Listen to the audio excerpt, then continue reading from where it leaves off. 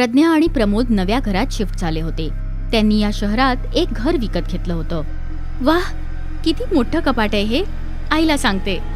जशी रिया मागे वळते तेव्हा कपाटाची दारं जोर जोरात उघड बंद व्हायला लागतात.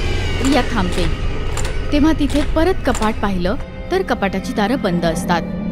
हे कपाट तर बंद आहे, एखाद वेळेस मलाच भास झाला असेल. रिया तिथून निघून गेली. हो आई, आम्ही पोहोचलो. हो, रिया पण फार खुश आहे.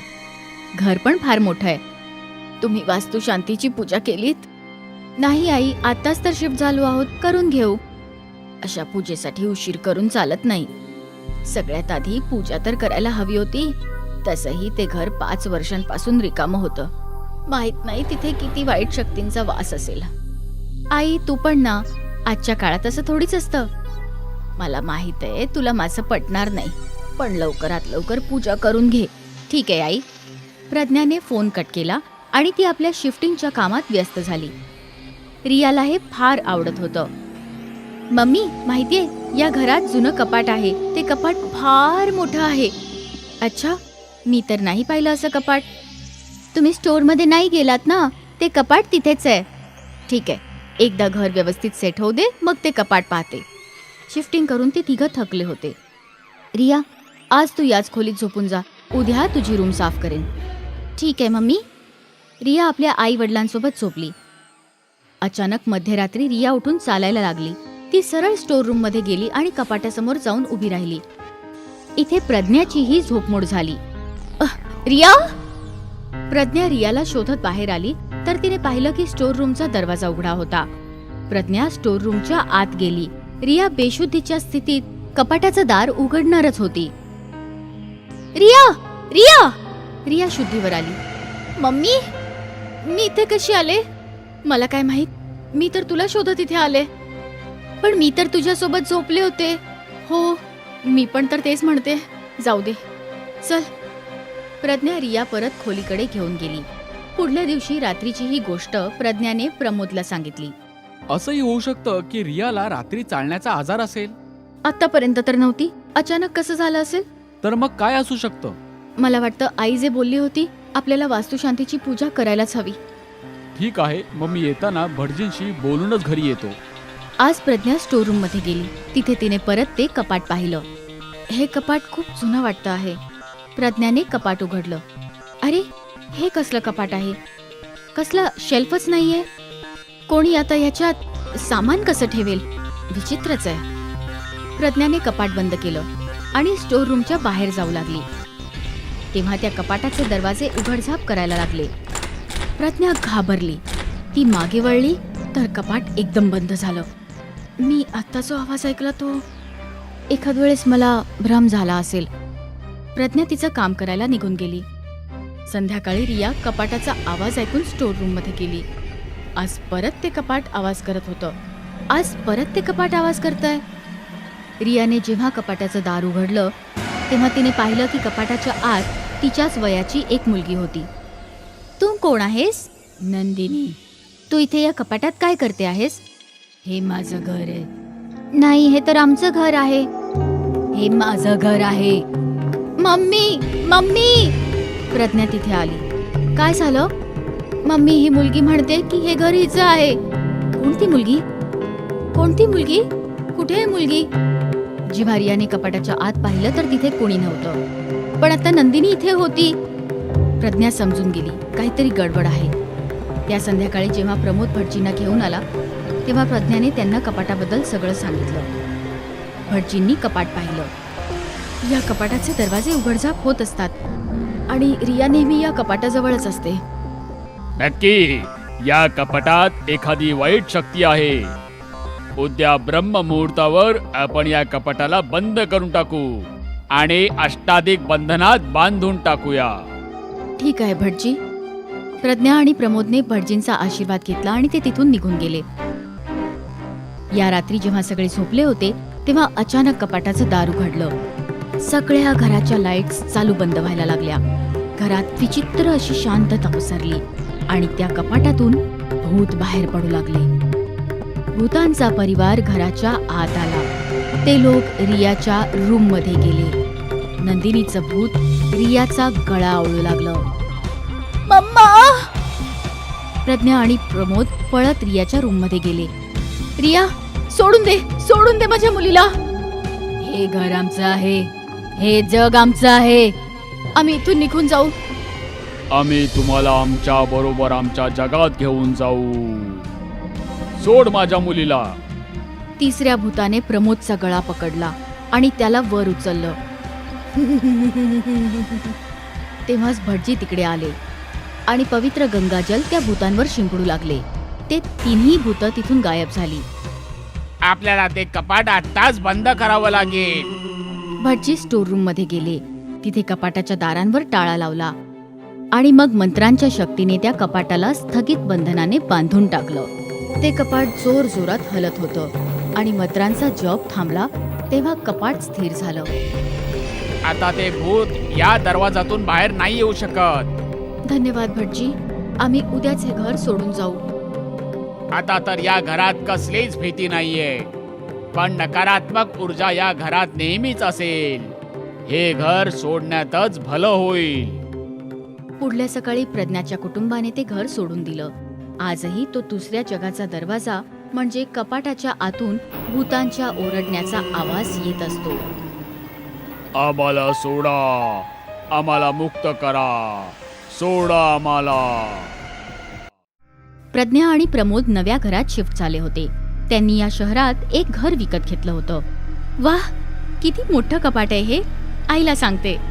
जशी रिया मागे वळते तेव्हा कपाटाची दारं जोर जोरात उघड बंद व्हायला लागतात. रिया थांबते. तेव्हा तिथे परत कपाट पाहिलं तर कपाटाची दारं बंद असतात.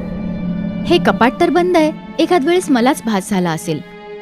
रिया तिथून निघून गेली. हो आई, आम्ही पोहोचलो. हो, रिया पण फार खुश आहे.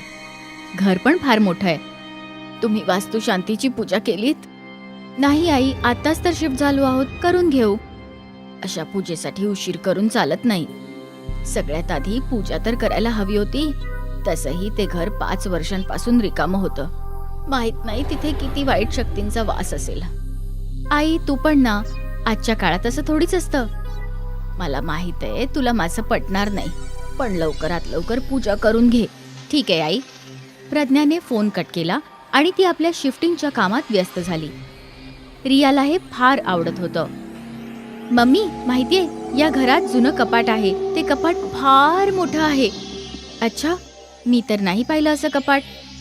तुम्ही स्टोअरमध्ये नाही गेलात ना, ते कपाट तिथेच आहे. ठीक आहे, एकदा घर व्यवस्थित सेट होऊ दे, मग ते कपाट पाहते. शिफ्टिंग करून ते तिघं थकले होते. रिया, आज तू याच खोलीत झोपून जा. उद्या तुझी रूम साफ करेन.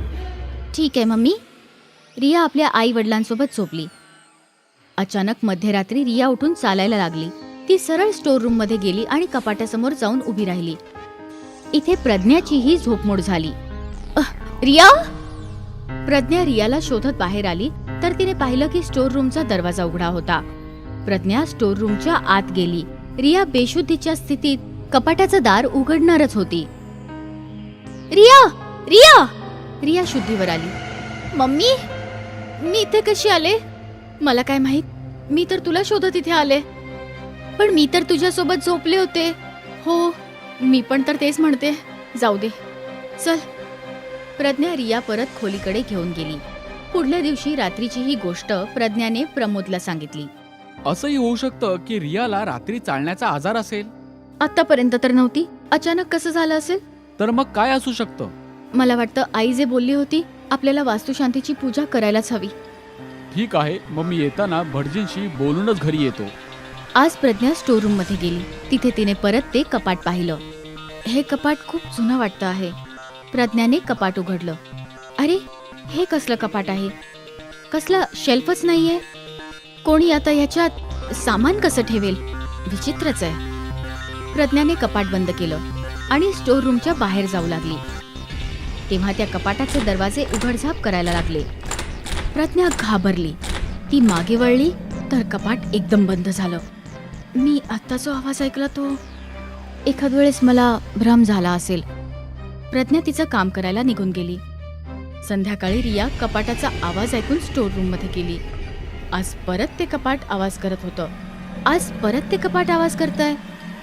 रियाने जेव्हा कपाटाचं दार उघडलं तेव्हा तिने पाहिलं की कपाटाच्या आत तिच्याच वयाची एक मुलगी होती. तू कोण आहेस? नंदिनी. तू इथे या कपाटात काय करते आहेस? हे माझं घर आहे. नाही, हे तर आमचं घर आहे. हे माझं घर आहे.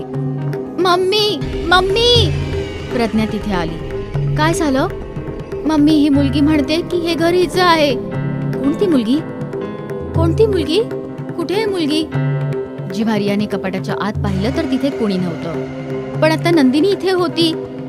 प्रज्ञा समजून गेली काहीतरी गडबड आहे. त्या संध्याकाळी जेव्हा प्रमोद भटजींना घेऊन आला तेव्हा प्रज्ञाने त्यांना कपाटाबद्दल सगळं सांगितलं. भटजींनी कपाट पाहिलं. या कपाटाचे दरवाजे उघडझाप होत असतात आणि रिया नेहमी या कपाटाजवळच असते. नक्की या कपाटात एखादी वाईट शक्ती आहे. उद्या ब्रह्ममुहूर्तावर आपण या कपाटाला बंद करून टाकू आणि अष्टाधिक बंधनात बांधून टाकूया. ठीक आहे भटजी. प्रज्ञा आणि प्रमोदने भटजींचा आशीर्वाद घेतला आणि ते तिथून निघून गेले. या रात्री जेव्हा सगळे झोपले होते तेव्हा अचानक कपाटाचं दार उघडलं. सगळ्या घराच्या लाईट्स चालू बंद व्हायला लागल्या. घरात विचित्र अशी शांतता पसरली आणि त्या कपाटातून भूत बाहेर पडू लागले. भूतांचा परिवार घराच्या आत आला. ते लोक रियाच्या रूम मध्ये गेले. नंदिनीचं भूत रियाचा गळा आवळू लागलं. मम्मा! प्रज्ञा आणि प्रमोद पळत रियाच्या रूम मध्ये गेले. रिया, सोडून दे माझ्या मुलीला. हे घर आमचं आहे. हे जग आमचं आहे. आम्ही इथून निघून जाऊ. आम्ही तुम्हाला आमच्या बरोबर आमच्या जगात घेऊन जाऊ. सोड माझ्या मुलीला. तिसऱ्या भूताने प्रमोदचा गळा पकडला आणि त्याला वर उचललं. तेव्हाच भटजी तिकडे आले आणि पवित्र गंगाजल त्या भूतांवर शिंपडू लागले. ते तिन्ही भूत तिथून गायब झाली. आपल्याला ते कपाट आत्ताच बंद करावं लागेल. भटजी स्टोर रूम मध्ये गेले. तिथे कपाटाच्या दारांवर टाळा लावला आणि मग मंत्रांच्या शक्तीने त्या कपाटाला स्थगित बंधनाने बांधून टाकलं. ते कपाट जोर जोरात हलत होतं आणि मंत्रांचा जप थांबला तेव्हा कपाट स्थिर झालं. आता ते भूत या दरवाजातून बाहेर नाही येऊ शकत. धन्यवाद भटजी. आम्ही उद्याच हे घर सोडून जाऊ. आता तर या घरात कसलीच भीती नाहीये. पण नकारात्मक ऊर्जा या घरात नेहमीच असेल. हे घर सोडण्यातच भलं होईल. पुढल्या सकाळी प्रज्ञाच्या कुटुंबाने ते घर सोडून दिलं.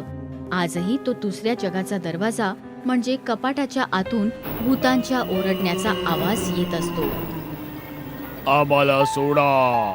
आम्हाला मुक्त करा. सोडा आम्हाला.